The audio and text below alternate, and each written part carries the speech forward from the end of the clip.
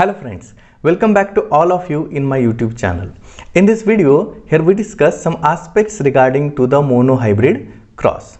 So monohybrid cross means cross between two pure parents which differ in one pair of a contrasting character. We know that Mendel studied 7 pairs of a contrasting character in the pea plant, and that each character having its two form, one is dominant and another is recessive form. So here monohybrid cross means that parent in which the cross is takes place, in that one parent is having dominant character and another having its recessive character. For example, here we study cross between pure line tall parent and pure line dwarf parent. Here character is one, that is the stem height, but that stem height having the two form, that one is dominant and another is recessive. The dominant form is tall and recessive form is dwarf or short. So cross between that pure line tall parent with a pure line dwarf parent, that is called monohybrid cross. But for the monohybrid cross, Mendel follows that classical steps of experiments or classical method of hybridization, in which first is selection of parents.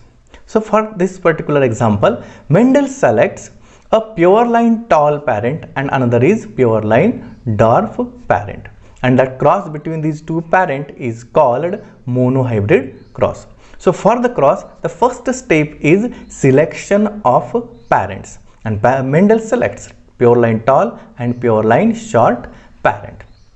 After selection of a parent, that second step is artificial cross between these two selected parents. But for the artificial cross, that out of these two parents, one parent should selected as a male parent and another should selected as a female parent, because that pea plant having the bisexual flower. And those parent which is selected as a male parent, then that pollen grain is collected from that parent, and those parent which is selected as a female parent, then that male reproductive part is removed, and the removal of that male reproductive part from that parent is called emasculation. So after selection of a parent, emasculation is done, and in the emasculation, that removal of a male reproductive organ occurs, and that's emasculation, and that parent is selected as a female parent. And then after, the pollen grains are collected from the male parent and which is deposited on the stigma of the female parent. So that collection of pollen grain and deposition of that pollen grain on the stigma of a female parent, that is called artificial cross. And after artificial cross, further development occurs and seeds are collected from that parent, and that seeds are sown in the soil, and those plants which are formed from that seeds, and they represents the F1 generation. So in this cross particularly, Mendel expect in the F1 generation maybe 50% tall individual and 50% dwarf individual should be formed. But interestingly, that different results are seen. In the F1 generation, all tall plants are formed. And in the F1 generation, all tall plants are formed, but all these tall plants are the hybrid tall individuals. Then after, the third step in the experiments or in the monohybrid cross is selfing in the F1 individuals. Those individuals which are formed in the F1 generation, all the tall individuals are formed in the F1 generation, they are allowed to self-pollination, and they produces the seeds, and that seeds are sown in the soil, and the next generation is formed, and that is called F1 generation.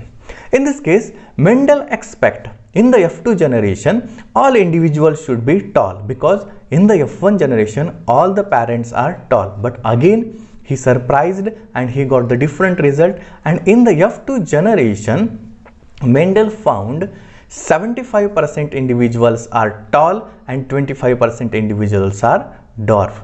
That is in a ratio of a 3:1.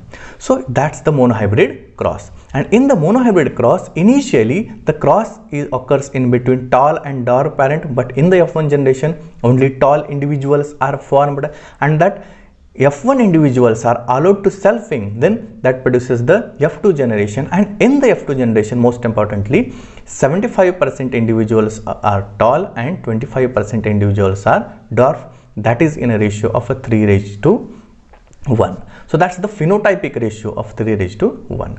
So let's here study that monohybrid cross with the graphical representation. In the monohybrid cross, Mendel selects pure line tall and pure line dwarf parent. These are the parents. Genotype of these parent, capital T, that is the genotype of a tall individual, and small t, that is the genotype of dwarf individual. Regarding to the gametes, as these individuals are the homozygous individual, that's why they produces the same kind of a gamete, that is the capital T, and another individual that produces small t and small t. And in the F1 generation, that gamete fuse, that capital T and small t, that forms capital T and small t, that is the tall individual. Means all the hybrid individuals are formed in the F1 generation, and that is capital T, small t, and all individuals are tall. Then after that, F1 individuals are allowed to selfing, and for that the parents are tall and tall. Means in the F1 generation, all individuals are tall individuals. The genotype of that F1 individuals are capital T and small t.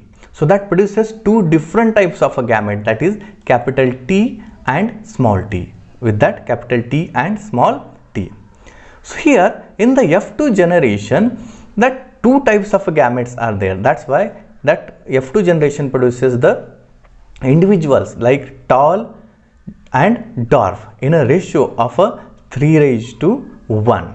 But genotypically, all these tall individuals are not similar individual. So some are homozygous tall and some are the heterozygous tall. So the genotypic ratio of that monohybrid cross is 1:2:1.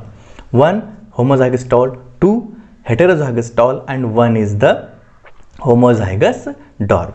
So in the monohybrid cross, that cross between pure line tall and pure line dwarf individual, the F1 individuals are tall, but in the F2 generation, some individuals are tall and some individuals are dwarf. That is in a ratio of a 3:1. So that's the monohybrid cross. So this is the explanation regarding to the monohybrid cross. Hope you like this video. Then like, share and subscribe my channel. Thank you very much.